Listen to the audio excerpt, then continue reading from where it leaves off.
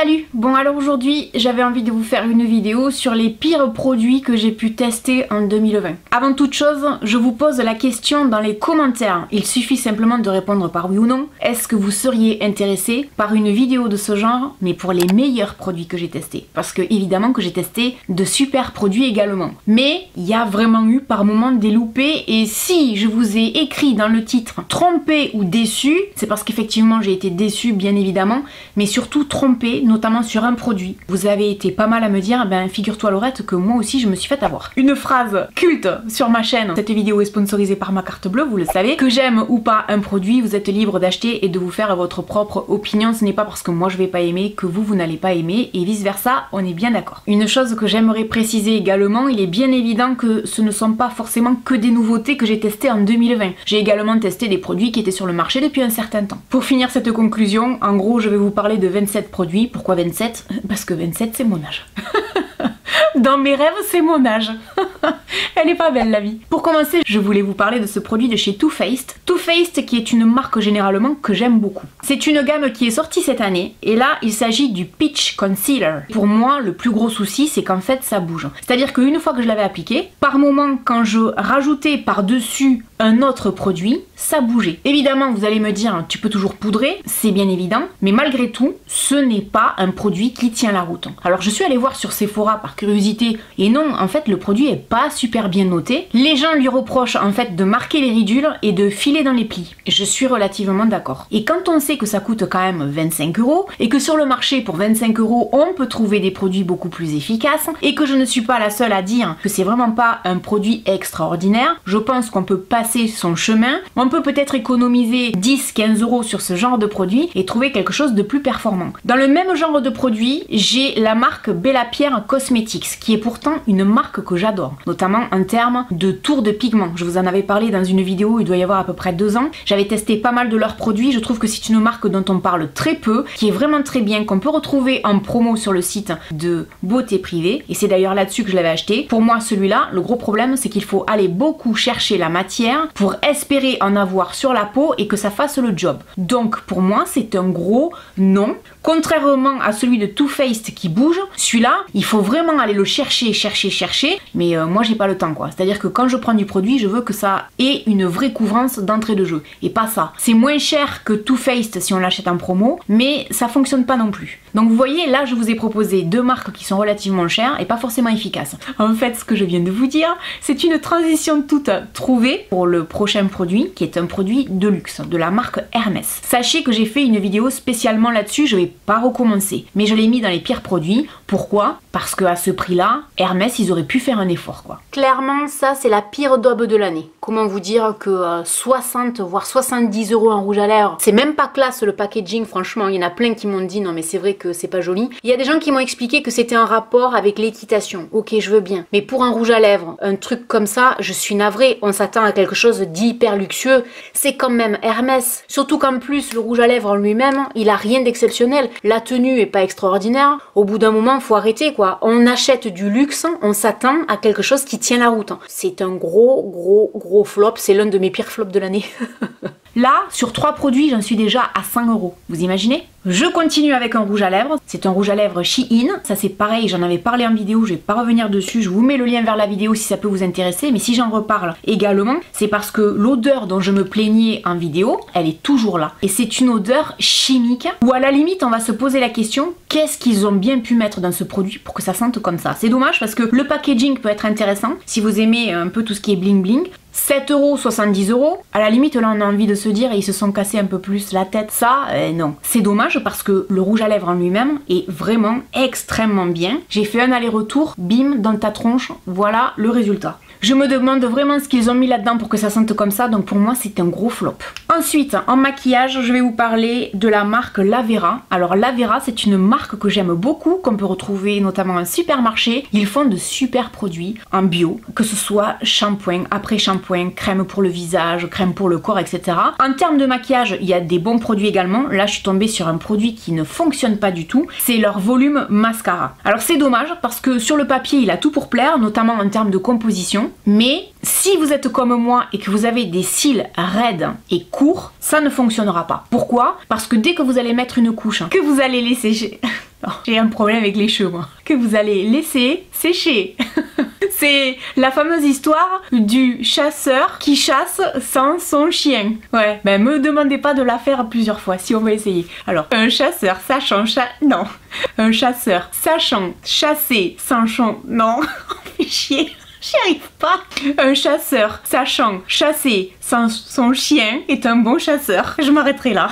Trêve de plaisanterie. Le problème donc, c'est ce que je vous disais, c'est que quand vous avez appliqué une couche, que vous la laissez sécher, je me suis pas plantée, quand vous essayez de remettre une deuxième couche, vous savez, pour avoir des cils de bichounette, ça marche pas. Les cils, ils sont toujours droits comme ça. Donc pour moi, ça peut pas fonctionner. C'est dommage parce que par moment, je trouve des mascaras qui fonctionnent. La compo, elle est pas forcément toujours hyper top. Là, la compo, elle est top, mais le mascara fonctionne pas. C'est pour ça aussi que je vous ai fait mardi une vidéo pour essayer de limiter les dégâts. J'ai décidé donc d'avoir une routine ultra clean pour le visage, le corps, les cheveux et le maquillage. Par moment, ben, je ferme un peu les yeux. Mais ça, c'est mon choix. Je vous dis pas que vous devez faire pareil. Alors ça, c'est le produit pour lequel j'ai indiqué dans le titre trompé. C'est le fameux primer de chez L'Oréal, le Paradise Primer Ecstatic. En fait, j'avais vu la pub à la télé, je vous en avais parlé en vidéo, je vais pas recommencer la démo du produit parce que si ça vous intéresse, je vous mets le lien en barre d'informations. Là, en l'occurrence, quand je dis trompé, c'est que sur l'emballage, il est indiqué mascara 2 en 1. Et je ne suis donc pas la seule, puisque vous avez été quand même pas mal à me dire, ben figure-toi que moi aussi je l'ai acheté pensant que c'était un mascara 2 en 1, c'est-à-dire un mascara avec un primer à l'intérieur, sauf que non, c'est un primer tout court. Et donc l'intitulé est trompeur. J'insiste lourdement là-dessus, si vous tombez sur ce produit en supermarché, sachez que c'est juste un primer. Ce n'est pas un mascara qui contiendrait un primer. Alors autre produit qui avait tout pour plaire sur le papier, mais alors c'est une grosse cata, c'était cette bébé crème matifiante 5 en 1 de la marque Lady Green Paris. C'est fabriqué en France, c'est bio, 98% d'ingrédients d'origine naturelle. Quand on voit ça, on se dit ça doit être extra. Pour moi, c'est un gros flop. C'était proposé dans une des Beautiful Box il n'y a pas très longtemps. Et quand je faisais la vidéo sur les produits Action originaux, j'étais en train de tester ces fameuses éponges. Et en fait, pour les tester, j'avais utilisé ça que je venais de recevoir. Et je sais pas si vous serez d'accord avec moi, mais la bébé crème, ça ou rien du tout, je sais pas si vous le verrez à l'écran, à part matifier un peu, ça fait pas grand chose. Hein. Et ce qui m'a fait sourire en fait, c'est que dans les commentaires, vous avez été plusieurs à me dire « Laurette, je suis comme toi, ce produit n'a aucun effet. » Donc... c'est pas la première fois que dans les Beautiful Box, je trouve que certains produits sont pas terribles. Ensuite, je vais vous parler de 2 parfums. Le premier, c'est ce parfum de chez Cartier, Cartier Cara eau de parfum, qui coûte une blinde. Ça coûte 140 € pour 100 ml. Alors, c'est un cadeau qui m'a été fait il y a quelques temps de ça. Je crois que je l'ai utilisé en tout et pour tout une fois. C'est très cher pour un parfum qui sent comme un vulgaire désodorisant de WC. Voilà la description que je pourrais vous en faire. Alors le packaging pourrait être pas mal. Franchement, la bouteille, elle est plutôt jolie. Ça reste sobre et je vais pas m'étaler dessus, mais ça vous a beaucoup fait rire dans une vidéo il y a pas très longtemps. Et franchement, c'est pareil, ça sent tout aussi mauvais. Et ce parfum vous a beaucoup fait réagir parce que j'ai reçu beaucoup de messages privés sur Instagram en me disant « Laurette, ça fait penser à un parfum de chez Caroline Herrera ». Non mais là, ils se sont vautrés quoi. Regardez-moi cette daube, hein. C'est affreux, on est d'accord. C'était un clin d'œil pour tous les gens qui étaient morts de rire parce que vous avez tous eu la même réaction, c'est-à-dire que ma tête on la voyait pas, on entendait juste ma réaction quand j'ouvrais le paquet. Et j'ai tellement été déçue que ça vous a beaucoup fait rire. Alors je me suis dit tiens, je vais en rajouter une couche en vous montrant cette horreur. Moi qui adore les escarpins, là c'est un peu raté quoi. Hein. Et si encore ça sentait bon, mais ça sent pas bon. Ni ça, ni ça. En parlant de parfum, je vais vous parler, tant qu'on y est, de parfum d'intérieur. Et le problème c'est que c'est tellement nul que j'en ai acheté 2.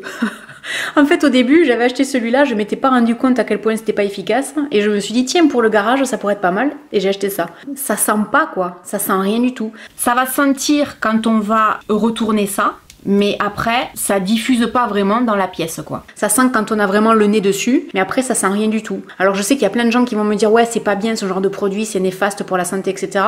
Moi la première je n'achète jamais, mais là je trouvais que pour la déco c'était plutôt pas mal, que ça avait l'air de sentir bon, et je sais pas pourquoi, probablement parce que j'étais chez Action et que c'est un magasin que j'aime bien, je me suis laissé tenter, mais honnêtement non ça vaut que dalle. En termes de soins pour le visage, j'avais ce contour des yeux de la marque L'Atelier des Secrets, qui est un soin sérum anti-fatigue made in France que j'avais également trouvé dans une Beautiful Box. Pour moi, non seulement il n'est pas efficace, peut-être que ça n'est pas efficace pour moi par rapport à mon âge, peut-être que c'est plus adressé à des femmes qui seraient un peu plus jeunes, dont le contour des yeux serait peut-être un peu moins marqué. Maintenant pour moi, le gros flop également, c'est que quand on prélève de la matière au début, moi j'arrivais pas à doser, ça coulait trop vite, j'en foutais partout. Bon après j'ai pris le pli, mais au début c'est relativement désagréable. Donc entre le fait que c'est trop liquide et que ça fonctionne pas, même pour moi c'est dans les pires produits. Et le problème c'est que c'est un peu comme le mascara Aloe Vera ou la bébé crème, c'est que ça a tout pour plaire sur le papier, mais ça marche pas. Ensuite je voulais vous parler de la marque Schmitt. Alors Schmitt c'est une marque que j'avais découvert il doit y avoir à peu près 2 ans, où j'avais fait 2, 3, 4 vidéos comme ça où je testais vos produits favoris. Et j'avais testé un déodorant au citron en stick qui était extra, maintenant qui était relativement cher, qui coûtait 10 ou 15 euros. Et le plus gros problème pour moi en ce qui concerne ce déo, c'est qu'il fait des traces blanches sur les vêtements. Et du coup, dans cette marque, j'ai également testé un déodorant bergamote citron et un dentifrice dans la même gamme. Alors le déodorant pour moi, le problème c'est que il laisse passer la transpiration. Moi c'est ce que je demande à un déo. Par contre, qu'il laisse passer les odeurs, ça me dérange profondément. Et c'était pour moi le gros bémol. Il n'est pas efficace en ce qui me concerne. Ça veut pas dire que chez vous ça fonctionnera pas, parce que je suis certaine qu'il y a des gens parmi vous qui vont me dire ah non, moi c'est mon déo favori, etc. J'en doute pas. Mais pour moi ça le fait pas du tout. C'est dommage parce que là c'est pareil, il a tout pour plaire. Et alors le problème du dentifrice, c'est le goût. La première fois que je l'ai testé, je me suis dit c'est pas possible. Je peux pas. Et en fait il est tout neuf. Je vais le donner parce que...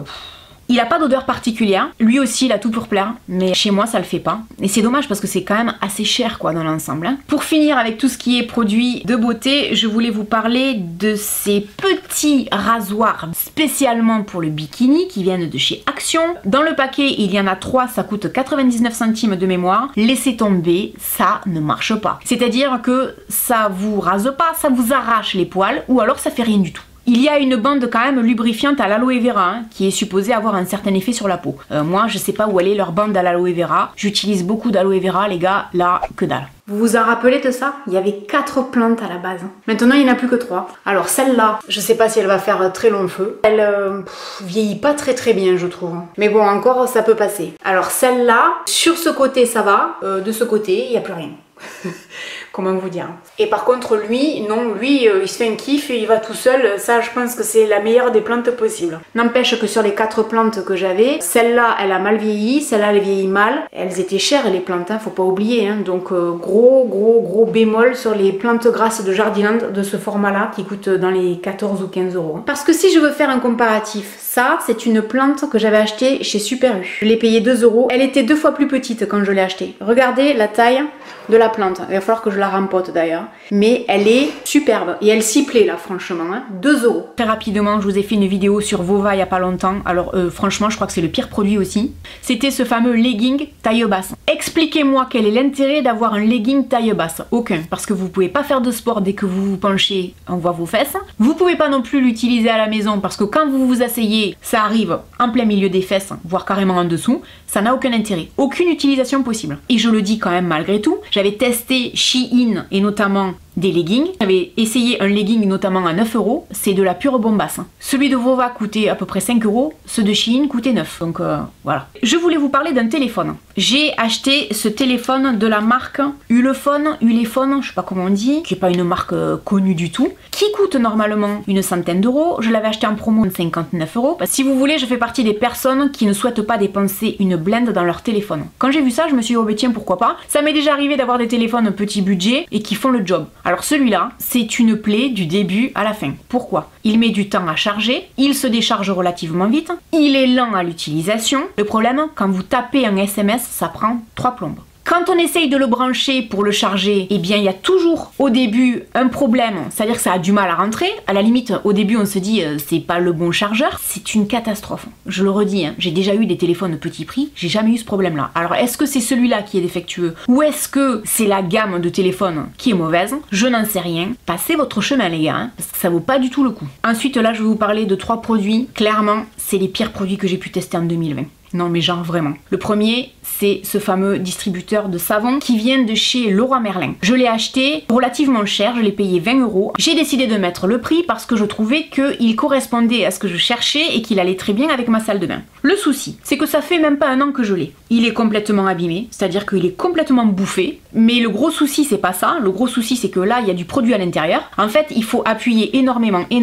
Et j'ai beau faire ça, le produit ne sort pas. C'est défectueux. Pendant que je vous parle, on va voir si le produit sort ou pas. Normalement, non.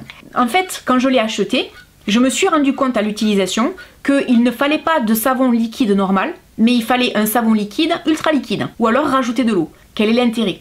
Aucun. Donc, ça sort pas. Et du produit dedans, il y en a un. Grosse daube.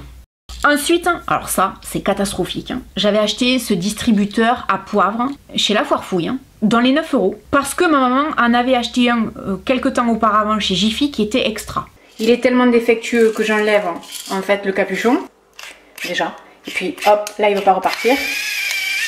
Et c'est comme ça souvent. Et par moment, en fait, j'ai beau appuyer dessus, ça fonctionne pas. Il faut maintenir les piles comme ça. Donc je vois pas l'intérêt quoi.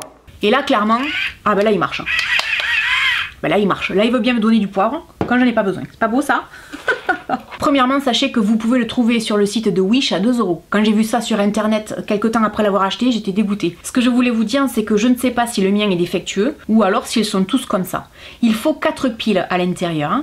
Les piles sont neuves. Il marche une fois sur 2. Les piles font que bouger, donc faut mettre du scotch. C'est une pure catastrophe. Donc là, clairement, je vous conseille pas du tout d'acheter un moulin à poivre chez La Foire Fouille. Et comme je viens de vous parler de Jiffy, justement, je voulais vous parler de cette râpe pour les légumes. Alors c'est pareil, c'est une grosse daube. Dommage pour moi, j'ai pas pensé à vous faire une démo. Et malheureusement, en plus, en ce moment, je n'ai pas de légumes qui me permettraient de vous faire une démo. Pourquoi il est défectueux? Parce qu'en fait, il va râper uniquement ici le centre. Cette zone-là, les extrémités, il les prend pas. Donc c'est comme si j'avais une râpe à légumes d'une taille normale. Mais je n'ai pas acheté une râpe à légumes de taille XL, si vous voulez, pour avoir un équivalent d'une râpe normale. Donc c'est une daube. J'ai beaucoup utilisé le mot daube aujourd'hui. Ça m'arrive pas souvent. Ensuite, je voulais vous parler des masques. Et ouais, on va devoir parler de masques 2 secondes. J'avais acheté ces masques-là chez Lidl, c'est la marque Chantel. Le gros souci, c'est qu'en fait, les élastiques ne tiennent pas. Même quand je fais un double tour comme ça pour les accrocher, de ce fait, ils tombent constamment. Je suis toujours en train de le toucher. Et on est d'accord pour dire que le masque, il faut essayer de le toucher le moins possible. Même avec les lunettes sur le nez, ça le maintient pas. Ça me fait encore plus de buée avec les lunettes, donc non. Et pour finir, on va parler de nourriture. Quelqu'un m'avait suggéré de tester dans une autre marque du steak végétal. Et là, j'étais tombée en l'occurrence sur la marque Herta, la gamme Le Bon Végétal, dont je crois avoir consommé quasiment tous leurs produits. Et il y en a que j'aime vraiment beaucoup. Je me suis dit, ça se trouve, celui-là, il va être tout aussi bon. Et comme il était à moins 50%, parce que quand même, 4 € 200 grammes, ça fait cher. Bah, je me suis dit j'ai envie de le tester. Croyez-moi, je suis gourmande et je suis vraiment pas difficile en nourriture. Je m'étais préparé un plat spécial avec du chou rouge, des pâtes fraîches, des graines de sésame et ça en complément. J'ai pas pu le manger. C'est dégueulasse. Alors c'est vraiment une question de goût. Pour vous faire une idée, ben, vous aurez qu'à tester par vous-même parce que si ça se trouve vous allez adorer. Mais vraiment je crois que c'est le truc le plus dégueulasse que j'ai pu manger de l'année avec les panés aux 3 fromages de chez Lidl. Ça c'est pire que le président que j'avais testé dans un vu à la télé. Non mais vraiment c'est dégueulasse. Je pense qu'à la limite il vaut mieux essayer de se faire sa maison ou alors à la limite acheter du fromage qu'on va faire fondre sur des pommes de terre et manger un plat plus équilibré que ces panés de fromage là qui sont franchement dégueulasses et dont la compo est pas ouf non plus quoi. Et pourtant, Dieu sait que j'aime beaucoup de produits de chez Lidl, de la marque Lidl, en bio, pas en bio, tout petit prix, mais ça clairement c'est pas bon du tout. Et on va terminer sur un produit de chez Lidl également qui est le café viennois. J'avais testé également le cappuccino, je n'aime pas le goût, je ne trouve pas que ce soit bon. La mousse, il y en a pas. La texture elle est chelou, ça vieillit mal alors que c'est pas périmé. Quand on voit la tronche du produit et il est pas périmé le produit, hein. Non. Ça donne pas envie. Pour consommer pas mal de produits comme ça de chez Nescafé, je peux vous dire qu'à choisir, je préfère Nescafé. Bien évidemment, Nescafé c'est plus cher, mais pour de l'industriel, Nescafé, oui. Ça, de chez Lidl, non. Donc je préfère dépenser 1 € de plus et acheter la marque Nescafé. Bon voilà, j'espère que cette vidéo vous aura plu, que vous aurez passé un bon moment à ma compagnie. N'hésitez pas à me dire dans les commentaires si oui ou non vous voulez, j'arrête de parler, vous voulez une vidéo sur les meilleurs produits testés en 2020. Et puis je vous dis à très bientôt dans une prochaine vidéo. Salut.